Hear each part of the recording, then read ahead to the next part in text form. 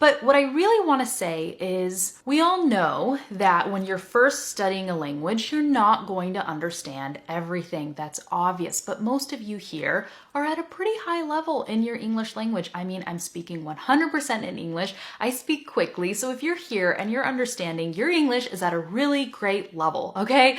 And it's frustrating, right? When you understand me, but then you don't understand other people and you're like, what's wrong with me? Something must be wrong with me. No, nothing is wrong with you. I am here to tell you that it's probably not even your fault, okay? And I'm going to explain why it's not your fault and that a lot of times native English speakers are to blame when you don't understand them, or no one's to blame, but it's definitely not your fault. Okay, so reason number one, why you might not understand a native English speaker. Maybe they have really, really bad speaking habits. They mumble, they speak too quickly, they don't enunciate. That's not your fault for not understanding them. If I hear a person speak like that, I might be like, whoa, what are they saying? And I'm a native English speaker. Now, granted, I might be able to understand a little bit better than you because I have more experience with this language, but in general, when people don't enunciate, okay, when they are mumbling, when they're speaking too quietly,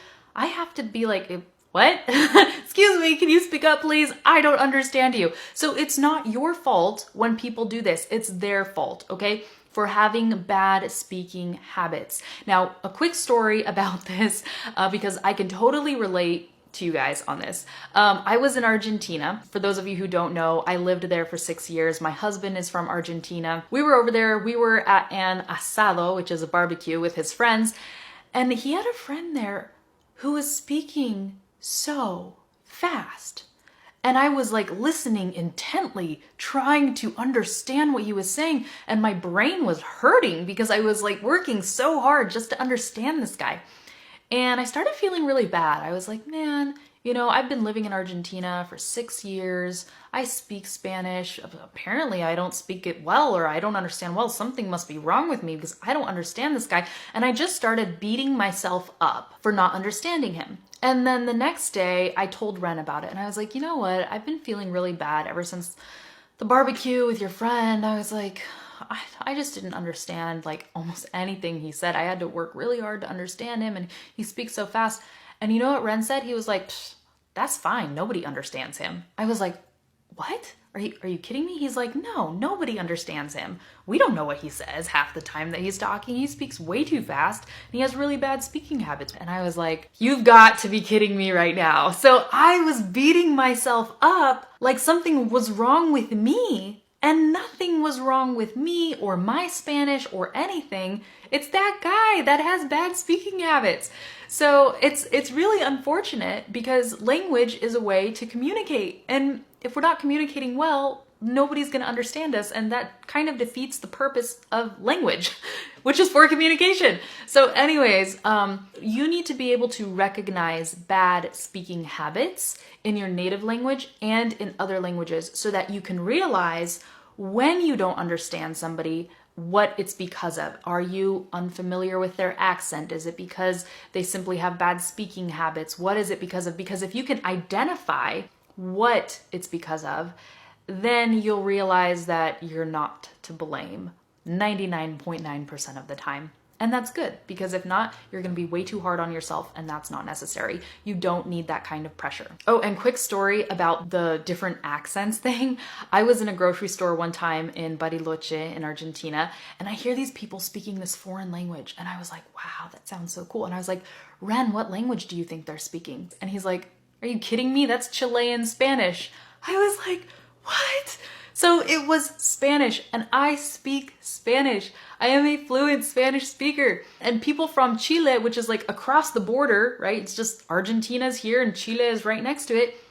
Their Spanish apparently is so different. I didn't even recognize it. I didn't even know it was Spanish. Okay, so that's not my fault. It's not my fault that I didn't understand them. They speak a dialect that I like never heard in my life and I'm completely unfamiliar with. And they were probably speaking very quickly. You know, they were people my age, so maybe they were using a lot of slang. I don't know. So I think I made my point there. Let's move on. Okay, sometimes when native speakers are speaking, you will understand all the words that they say, but you won't understand the meaning.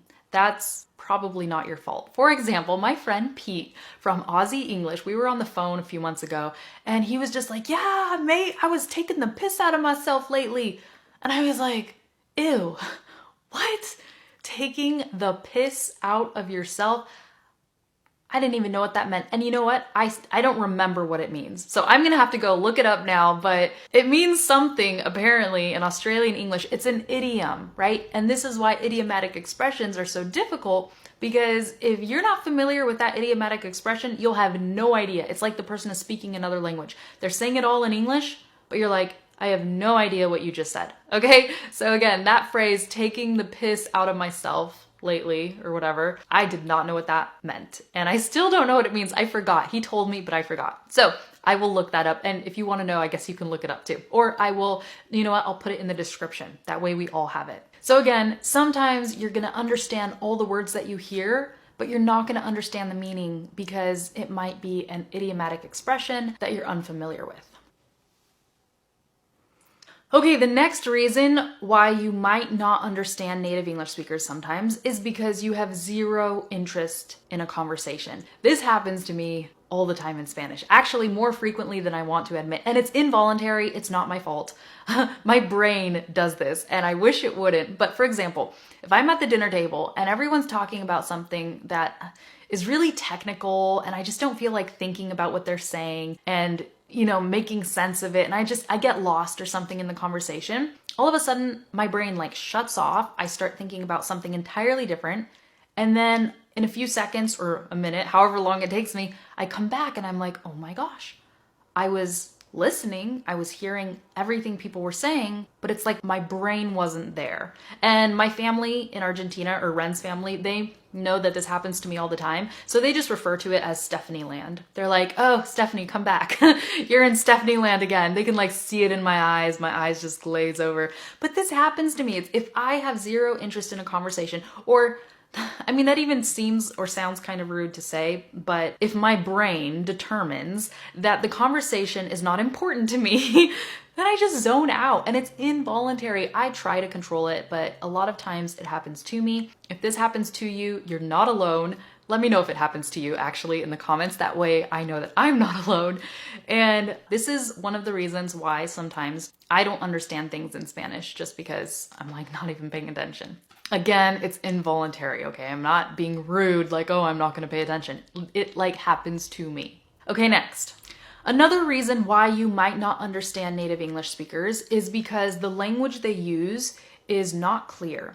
It's convoluted and it's confusing. This happens so often and it's unfortunate. But for example, sometimes people struggle to communicate abstract ideas, or if it's a vague concept that they haven't fully developed in their own mind, then yeah, they're gonna struggle to communicate that because they don't even really know what they think. So it's hard to communicate exactly what they think because they don't know exactly what they think. Other times people speak in riddles, or they don't say what they mean. They just sort of allude to something or imply something, and you're left like, okay, what? Like, what are you trying to say? Or what are you saying? This even happens to me when I'm talking with people. If they're not being clear, I have to bring that to their attention and say, okay, I'm sorry, this isn't clear. Can you please explain what you mean? Okay? Again, not your fault.